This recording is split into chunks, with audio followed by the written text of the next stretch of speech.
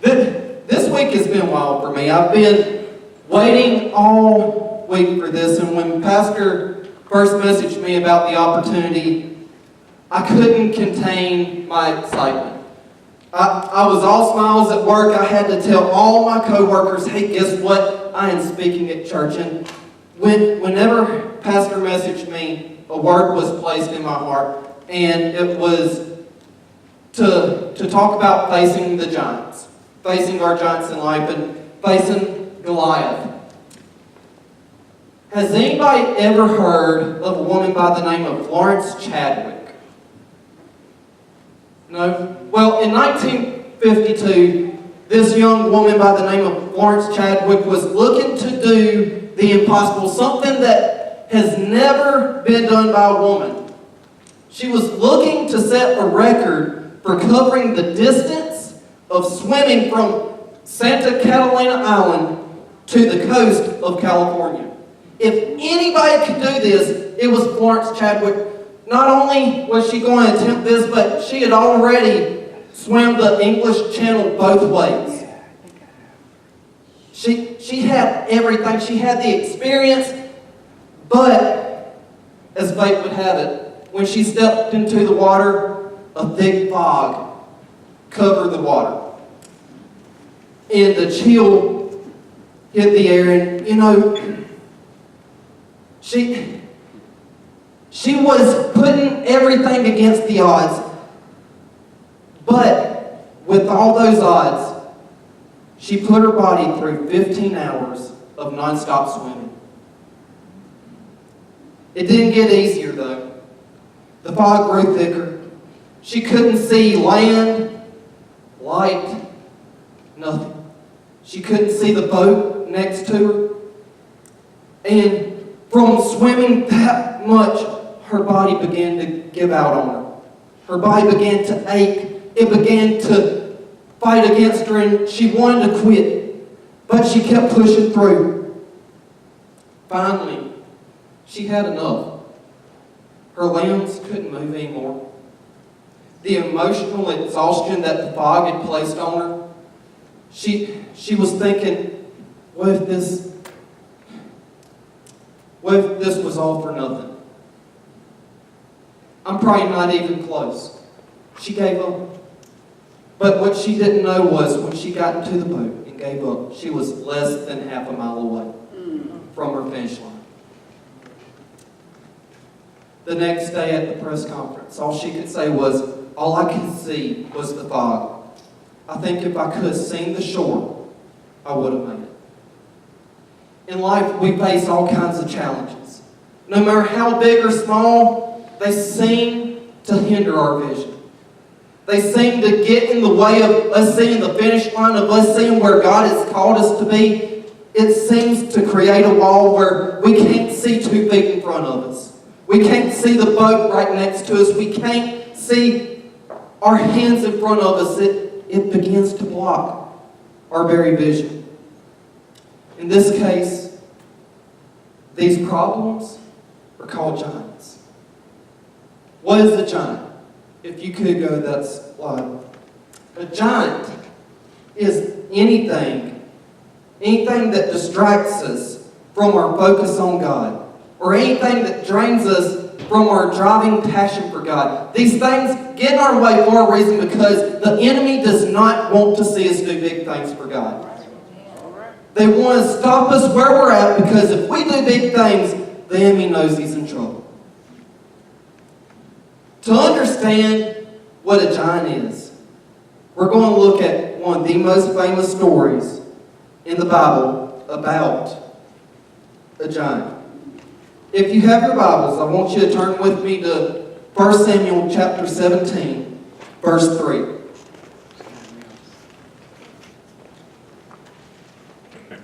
Here's what it says, starting in verse 3.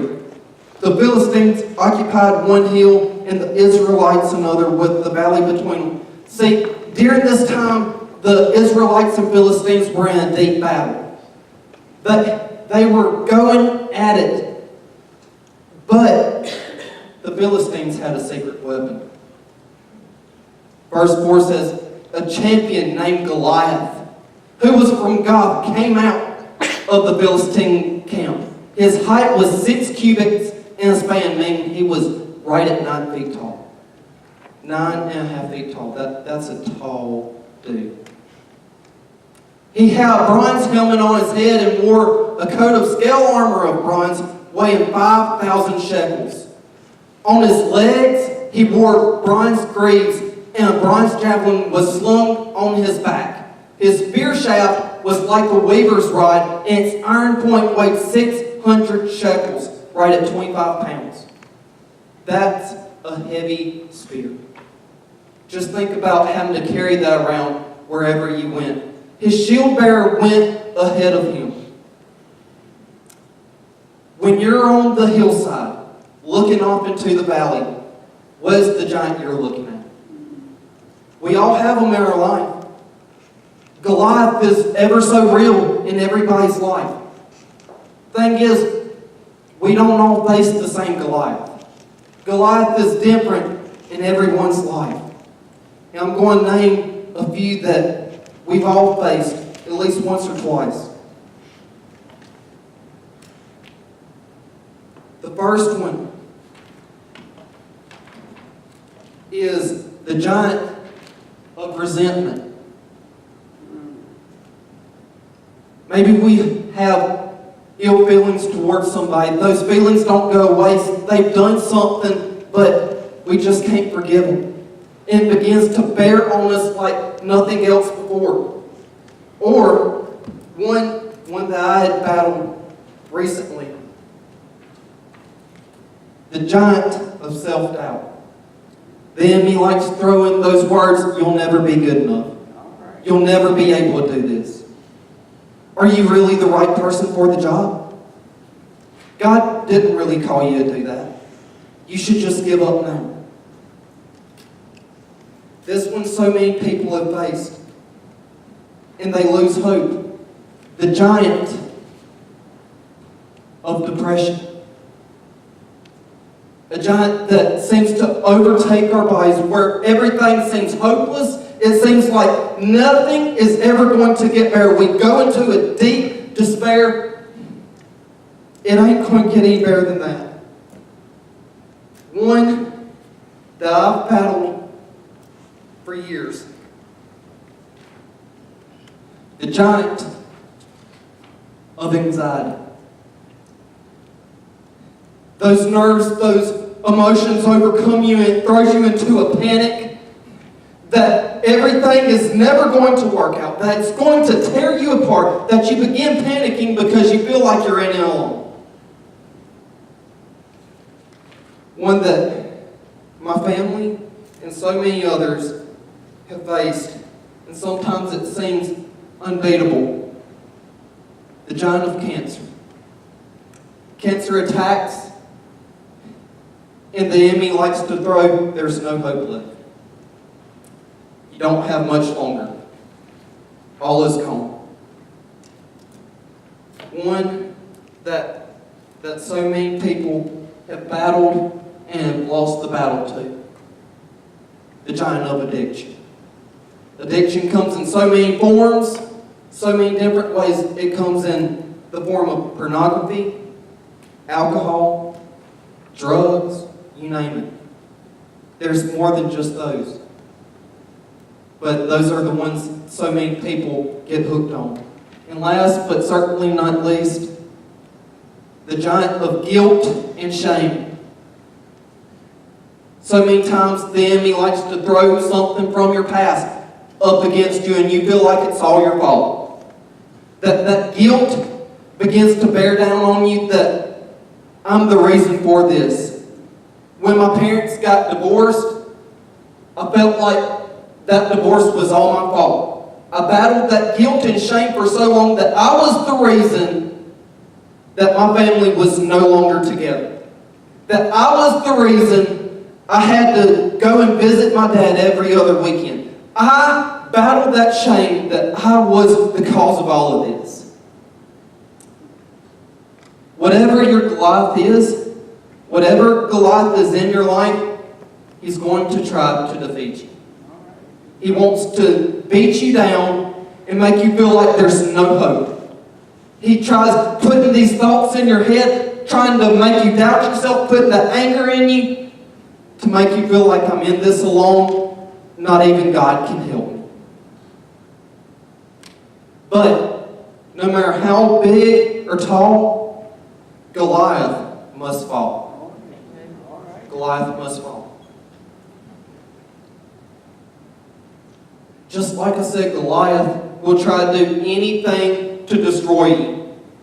He'll try doing anything. He'll throw anything at you just so you do not reach where God is wanting you to go. He stands in front of you and begins to shout and stand in the way, and he is a wall that seems impenetrable, seems unbeatable, but I guarantee you he will fall. But when Goliath comes, there's three things the enemy wants to do. There's three things the enemy will do whenever Goliath enters your life. First, Goliath will not only try to destroy you, but your entire nation. He won't only try to destroy you, but your entire nation. In 1 Samuel 17, verse 8, it says, Goliath stood and shouted to the ranks of Israel, "Why do you come out and line up for battle? Am I not a Philistine?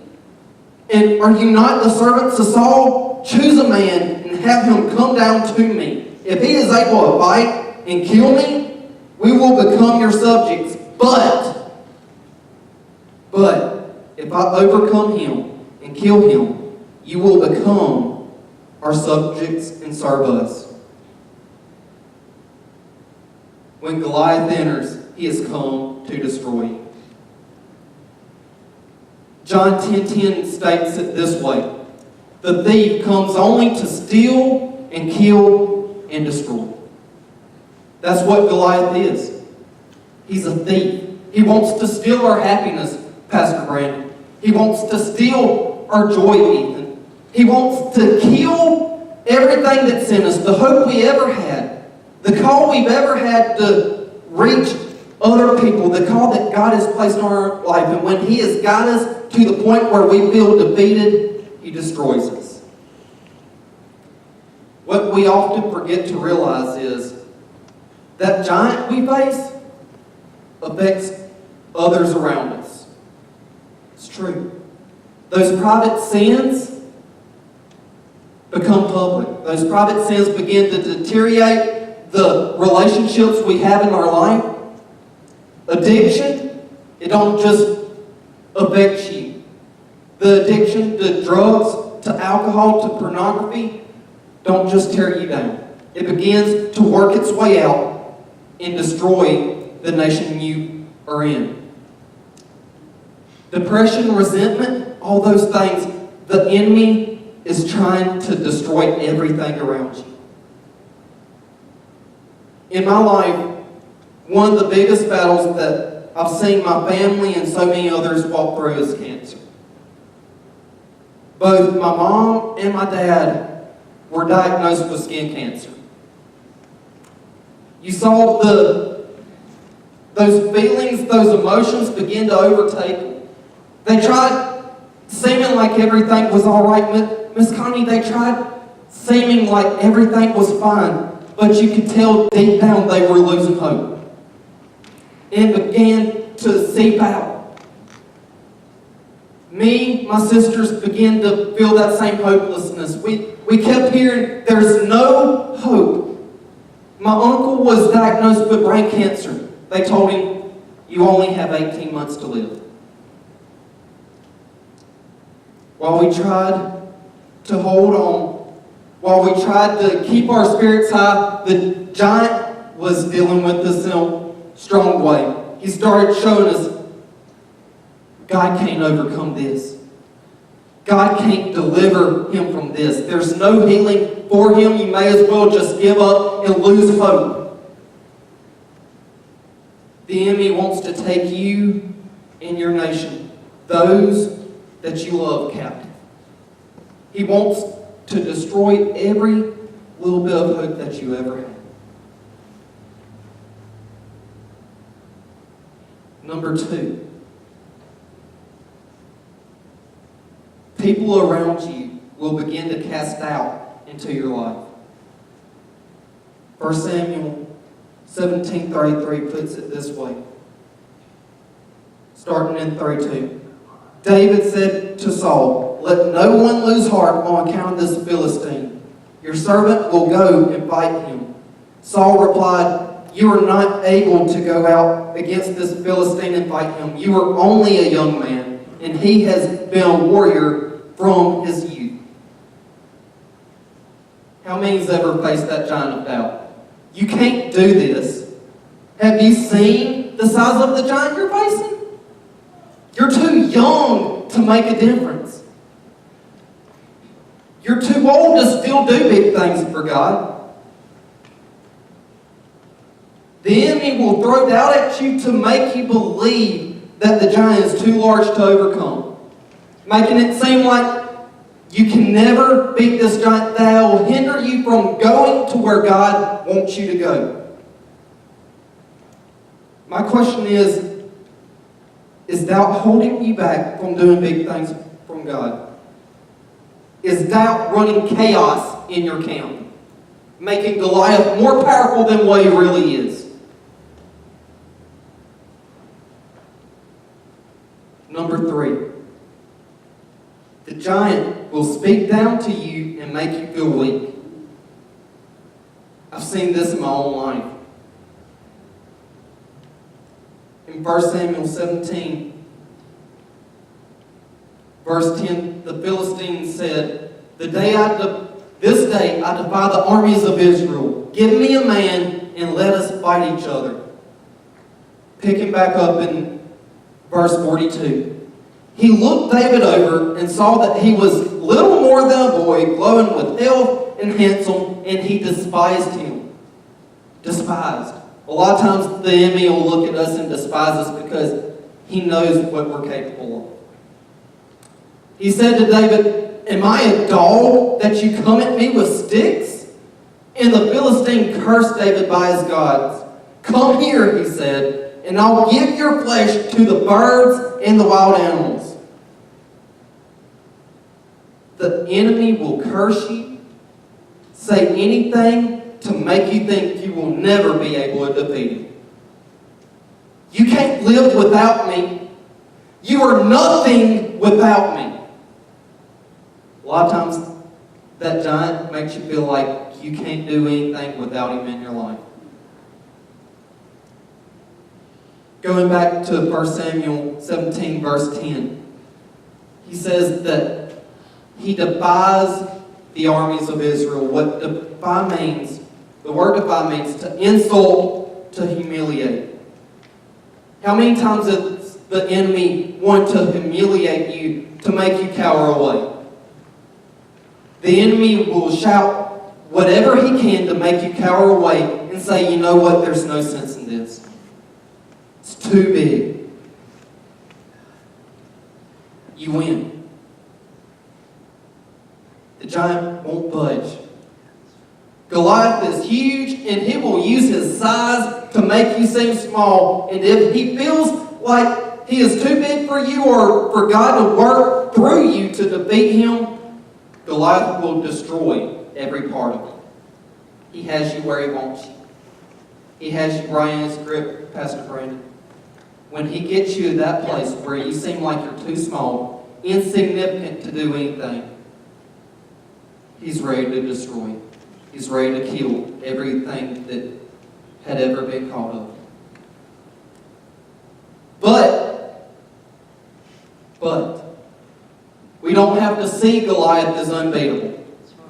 In fact, we can learn from David that Goliath is beatable and can show how faithful our God is.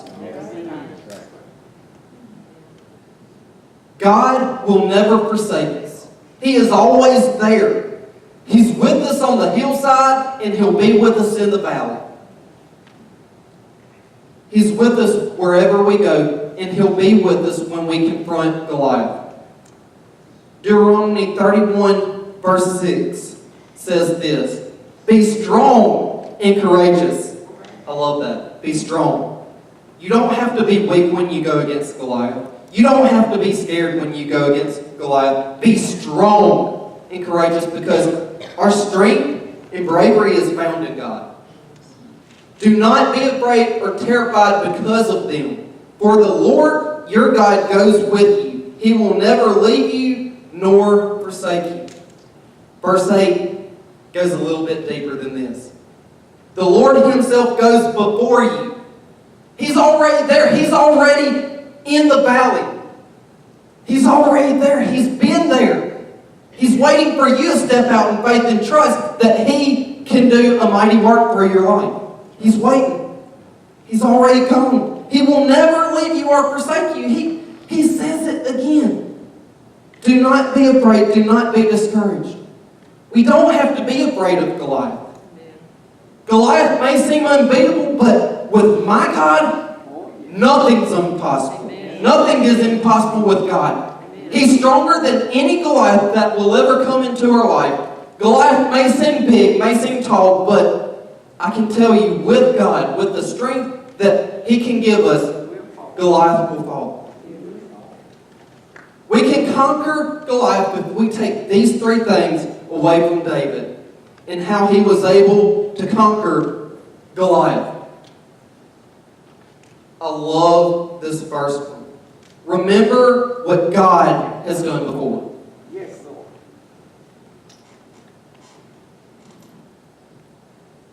Going back to 1 Samuel 17, in verse 33, we see that Saul is casting doubt into David's life. Saul replied, "You are not able to go out against this Philistine and fight him. You are only a young man, and he has been a warrior from his youth." But David said to Saul, "Your servant has been keeping his father's sheep. When a lion or a bear came and carried off a sheep from the flock, I went after it, struck it, and rescued the sheep from its mouth.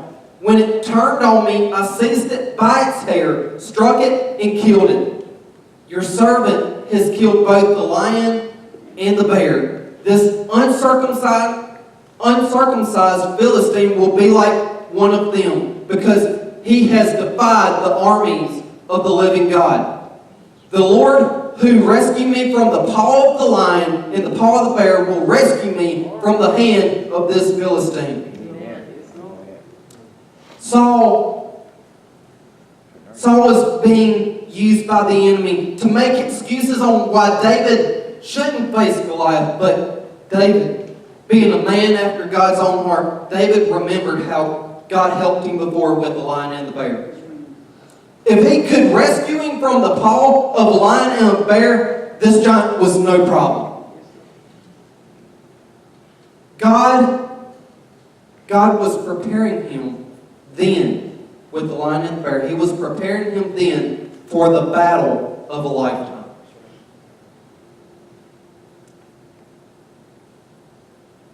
See, so many times we face these small battles. We face these battles that seem insignificant, but God is working through us in those small battles to prepare us for the biggest battle we'll ever face.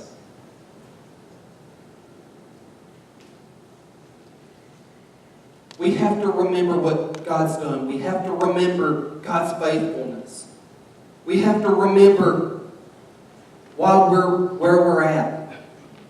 We're not here out of coincidence. We're not here because we did it out of our own strength. It's because we asked God, "God, help me. God, I can't do this on my own." But why don't we call out to God in the small things, but when the big things come, it's like, "God, this is too big for you." If He can deal with the small, I can guarantee He can deal with the big. David remembered God's faithfulness and knew that even in this, God would not fail him because He had before. So many times we try it in our own strength. We try it because we think we're strong enough. We got through the small battle, so we think, that this is going to be no cake. But when we stand against a giant, than what we can handle. We forget that it wasn't out of our own strength that we beat the small battles. It was God's strength the entire time. And He can do that. If He could do it then, He can sure do it now. Number 2, look at the giant. Look at Goliath from God's perspective instead of your own perspective. In verse 23, actually in verse 8, we're going to go back a little bit. I know we're jumping back and forth. But in verse 8, it says, Goliath stood and shouted to the ranks of Israel, "Why do you come out and line up for battle? Am I not a Philistine, and are you not the servants of Saul? Choose a man and have him come down to me if he is able to fight me and kill me. We will become your servants. But if I overcome him and kill him, you will become our subjects and serve us." Then the Philistine said, "This day I defy the armies of Israel. Give me a man and let us fight each other." On hearing the Philistine's words, Saul, let me remind you, Saul was a big guy. Saul was the biggest man in the Israelite army. But catch this, Saul and all the Israelites were dismayed and terrified. They were terrified. See, when you look at a giant through man's perspective, it seems much more than what we can deal with. I mean, the giant is 9.5 feet tall. He's huge. There's no way somebody our size can beat that giant. Even the biggest guy in the Israelite army, King Saul, he was even scared of this giant. How many times in our life have we viewed Goliath the same way they did? Unmovable, unbeatable. I'm just way too small to get this done. Thing is, what many people don't see, what many people don't realize, there's actually 2 giants mentioned in this scripture. One's visible, one not so much. That giant is the giant of fear. It's seen all throughout this story as the army was terrified. It stopped them from moving on. And the enemy wants to do the same thing to you and I. He wants to get us so scared that we can't move forward. God wants to do big things, but as long as we're scared, how are we going to move towards where God wants us to be? Thing is, this ain't the last time you see the giant of fear. If you look throughout the Bible, you will see this giant showing up time and time again. In Judges 6, we see Gideon hiding in a wine press because he is terribly afraid of the Midianites. Terribly afraid. Thing is, next verse, he's called Mighty Warrior. How is a man hiding in a wine press be called a mighty warrior? God saw more than what Gideon could see. In 1 Kings, after God had shown His faithfulness to Elijah through answering his prayer for rain, he flees in fear when the giant in his life, Jezebel, threatens to kill him. The giant, the enemy, threatens us. You try this, everything will come out. Everything that you think is hidden is going to become a reality. You think you can actually defeat me? You try, you're going to be dead. Your spiritual life is going to be dead. But catch this in verse 23. As he, speaking of David, as he was talking with him, Goliath, the Philistine champion from God, stepped out from his lines and shouted his usual defiance, and David heard it. Whenever the Israelites saw the man, the fighting Israelites, they all fled from him in great fear. There we go again. There we go again. That fear is exactly where he wants them. Now the Israelites had been saying, do you see how this man keeps coming out? He comes out to defy Israel. The king will give great wealth to the man who kills him. He will also give him his daughter in marriage, and he will exempt his family from taxes in Israel. David asked the men standing near him, what will be done for the man who kills this Philistine and removes this disgrace from Israel? Who is this uncircumcised Philistine that he should defy the armies of the living God? Did you catch it? Did you catch the switch in perspective? David wasn't seeing this from a man's perspective. He was seeing it from God's perspective. He was seeing it the way God saw this giant. By calling him uncircumcised, he wasn't calling him a name. He was speaking truth over the situation. He saw it exactly how God saw it. To be uncircumcised was to be outside the covenant of God. Anybody in Israel, if they were to be circumcised, they were inside the covenant. Goliath, the Philistines, were not.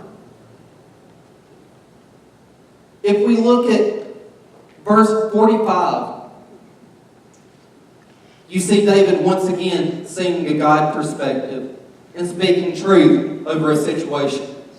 You come against me with sword and spear and javelin, but I come against you in the name of the Lord Almighty, the God of the armies of Israel, whom you have defied. This day the Lord will deliver you into my hands, and I will strike you down and cut off your head. This very day I will give the carcasses of the Philistine army to the birds and the wild animals, and the whole world will know that there is a God in Israel.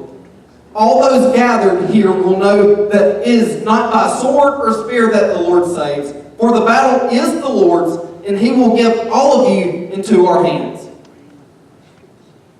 It's not cockiness. He was speaking in confidence. He was speaking truth over the situation. And when we stop fleeing from our Goliath, when we stop fleeing out of fear, when we stop seeing it in man's perspective and start seeing it the way God sees it, and start speaking truth over the situation and seeing our giant the way God views it, Goliath will fall. Goliath will fall. The world says cheating on your spouse is a fling. It's a risk-taking time. Well, when you say, that's not what God says. God says it's a sin, and I will not let you take this, because God has called me to be with one person and one person only. Addiction to pornography, drinking, drugs. The world says, you're having a fun time. It's okay. It's just letting loose. Drunkenness is a sin. Drugs is a sin. It's keeping me from going where God wants me to go. You will not hold me captive any longer. God says that I don't have to bow down to you anymore. I don't have to be your slave anymore. You will fall in my life. When we speak in confidence, when we speak in that God confidence that he will deliver the giant into our hands, that's when everything starts to turn. The momentum going into the battle, it starts to swap. The giant no longer has a control over the situation. Number 3, use the weapons laid before you instead of wearing the king's armor. Verse 38 says, Then Saul dressed David in his own tunic. He put a coat of armor on him and a bronze helmet on his head. David fastened on his sword over the tunic and tried walking around because he was not used to them. I cannot go in these, he said to Saul, because I am not used to them. So he took them off.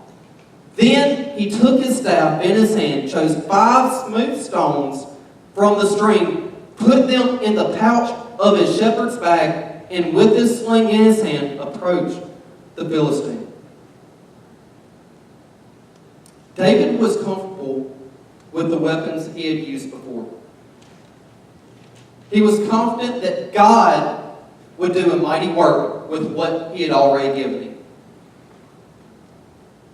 So many times in our life when we see a giant, we think, I need something more than what I've already been given.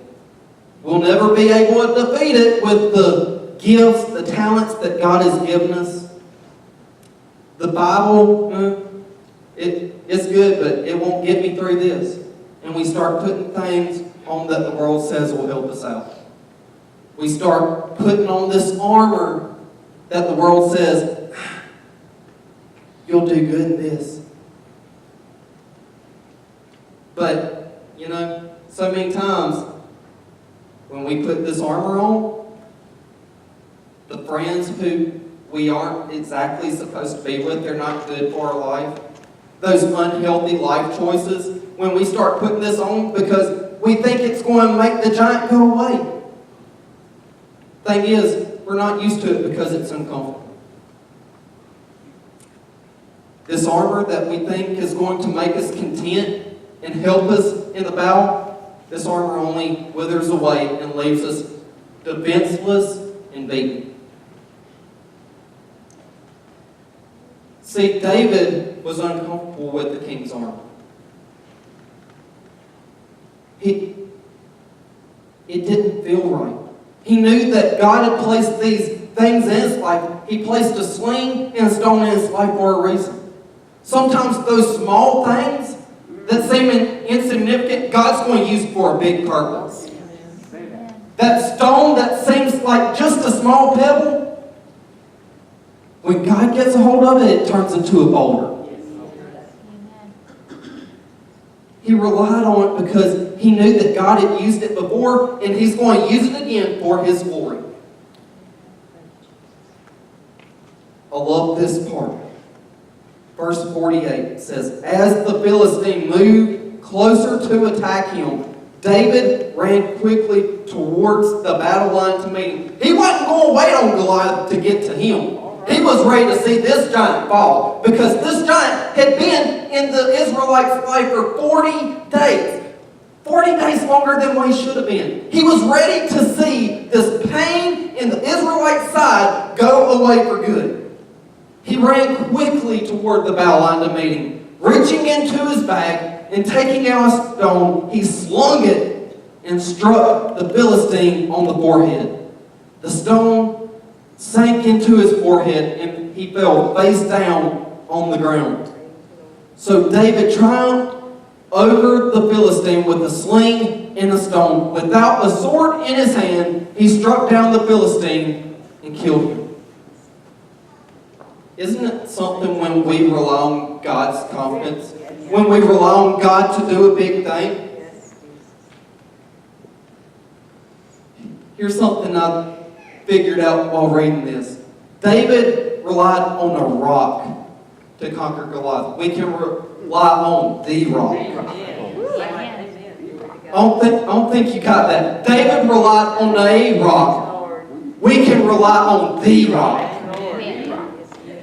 In Psalms, it puts it like this. David, here we go again, David, he understands this. In you, Lord, I have taken refuge. Let me never be put to shame. Deliver me in your righteousness. Turn your ear to me. Come quickly to my rescue. Be my rock of refuge, a strong fortress to save me. Since you are my rock and my fortress, for the sake of your name, lead and guide me. 2 Samuel 22 verse 32. For who is God besides the Lord? And who is the rock except our God? So many times we try making other things in our life, Lord. We try making other things in our life, God. But there's only one God. There's only one rock. The others, They're those styrofoam rocks you can find at Walmart. We try making them more than enough. We try making them the rock that'll penetrate the skull of our giant, but they're just going to bounce off, Pastor Brandon. They're just going to bounce off. But when we call upon the rock, when we call upon the one God, be my strength, give me power, I'm ready for this giant to fall in my life. When we call out to Jesus to help us, we can be confident. We can go to God just like David had so many times. He said in confidence, you will fall before me. When we speak confidently, we can be confident that He hears our prayers. That He will give us the strength and power to defeat Goliath. He hasn't failed us before. And He's sure not going to fail us now. Amen.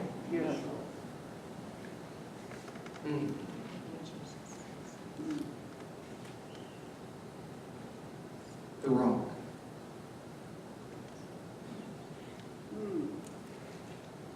You know, that David believed that God was always going to be faithful. That God was always going to be there when He called out. That even in the small battles, God was there. In the biggest battle he ever faced, God was there. He reminded Israel that there is a God. That there is a God who's always going to be there when our giants come in our life. And He reminded Israel, when you call upon me, the giant will fall. Where are you waiting on? You read it all through the Bible. God had been there for the Israelites before He was there for David. He helped deliver them from everything they ever could imagine. Yet they kept trying to do things in their own strength. Sometimes we're just as stubborn as the Israelites. God, I don't need you. I've got this. You couldn't do it better than I can. But when we're standing on the hillside seeing a 9.5-foot giant, we realize we can't do it on our own. There's a song by Elevation Worship called Do It Again.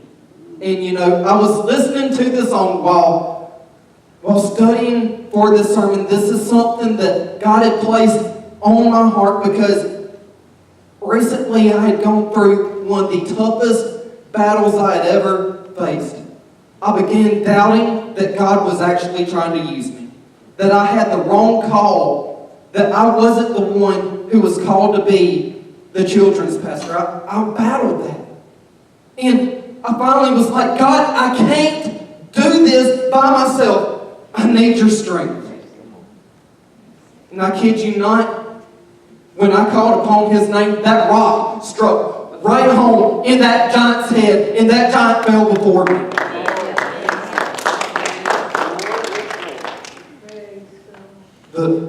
You can go ahead and play that song. But the song Do It Again, it reminds me so much. It reminds me so much of this story. We walk around the walls thinking by now they would fall. We think the giant shouldn't be there. But listen, you have never failed me yet. They were waiting for change to come. They were waiting for it. But David knew the battle was already won. Because God hadn't failed him before. He hadn't failed him yet. Because God had promised him, He's promised you and I, that He still stands. His promise is still there. His faithfulness is always going to be there. It's greater than it will ever be. He holds us in His hands. This is my confidence. You haven't failed me yet. This was David's cry. You will always be there. You're always faithful. You're more than enough.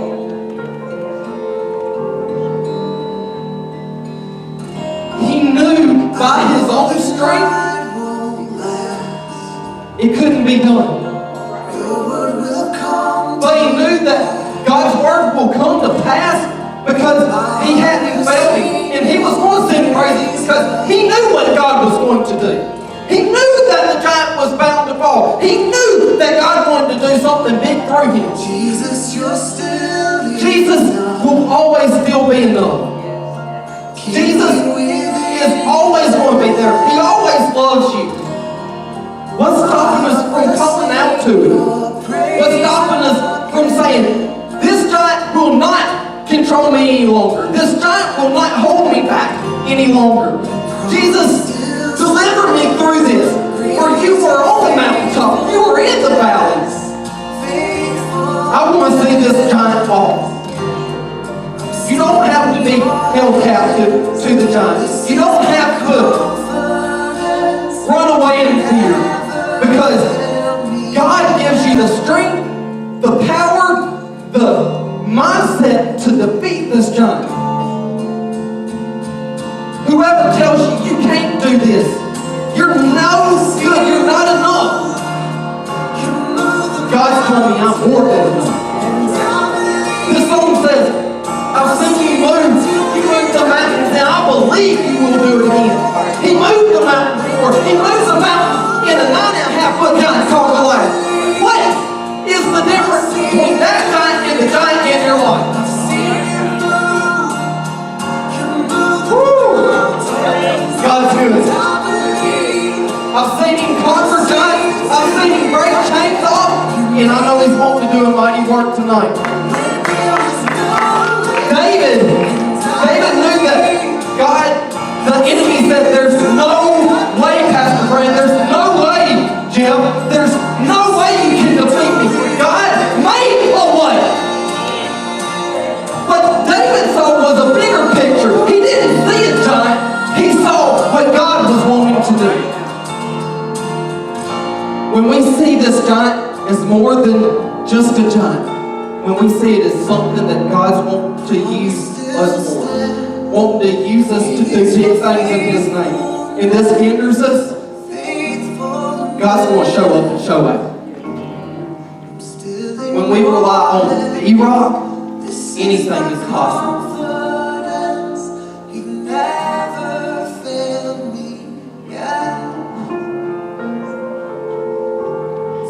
It's overwhelming. The love, the faithfulness that God has always shown. You've probably been through so much in your life. That depression that's held you back for so long. Those addictions that seem to keep coming back. The enemy says, you'll never overcome this. You will be mine. My God says, nothing is too big for me. Rely on me. I've seen addictions. I've seen depression. I've seen cancer. I've seen a lot of it. I've gone through them all. I've gone through anxiety. I've gone through depression. I've gone through the self-doubt. I've gone through the resentment. I've seen the addiction. But in that valley, I had a rock with me. And that rock struck that giant down. What's stopping you from relying on the rock? As Ethan and Nikki play, I just ask everyone to find a place at the altar. And we're going to do something a little different tonight. Zach, I need you to do something for me. Can you do it? There's a table over there. There's some paper and some markers on that table.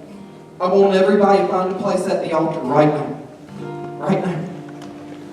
Tonight you may be facing a giant bigger than what you've ever seen before. Maybe that giant has told you time and time again, you are not good enough, you're not strong enough. But tonight, it's time for the giant to fall. If you're ready to see that giant fall, we're going to do something a little different. I have paper and markers. Mr. Zach, if you could put the tape dispenser on that table. If you're ready to see that giant fall, I want you to write it down and place it right on this ladder. This ladder represents Goliath. And if you're ready to see it fall, if you know that God is more than enough to defeat your giants, I want you to write it down and place it on this ladder. Because with God, anything is possible. Anything God wants to do big things through you.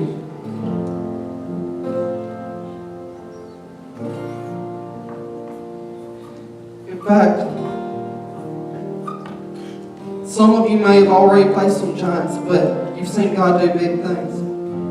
You've seen God deliver you from those giants.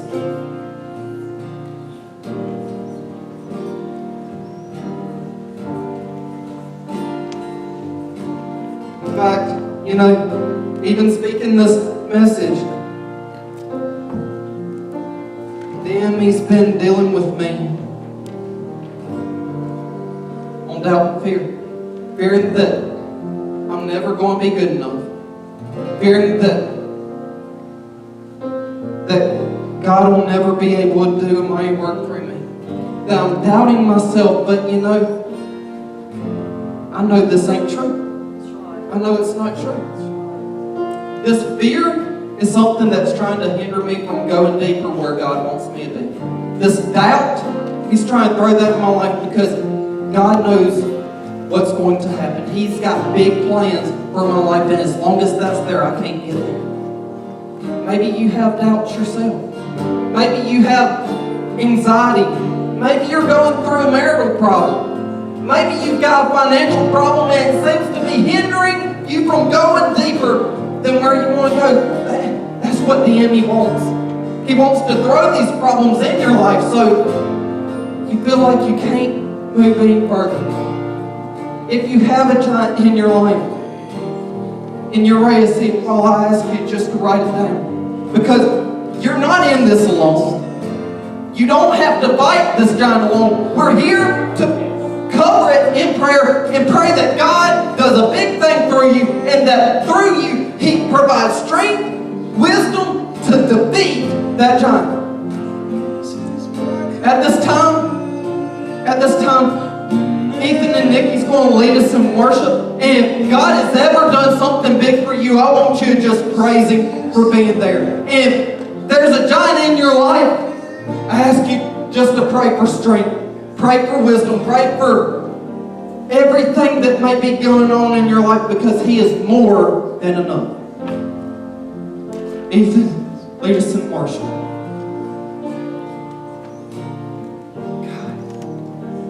God, we just come. God, we want more of You. We know that You give us strength. We know that You are a rock. You are a refuge. God, some of us, we're on our last tank. We're right at empty. We need the strength that only You can provide. We need that love that only You can give. We need that wisdom that only You can provide us with. God, that we can speak confidence in truth over the situation we're going through, that we don't have to battle this any longer. God, that You want to use us to make that giant fall. God, that the wall that hinders us, that wall that we've been thinking by now it would fall, God, that we just trust in You, that we know that You are faithful and You haven't failed us yet. God, that we remember the things You've done and know it's still possible that You will do it again. God, we love You.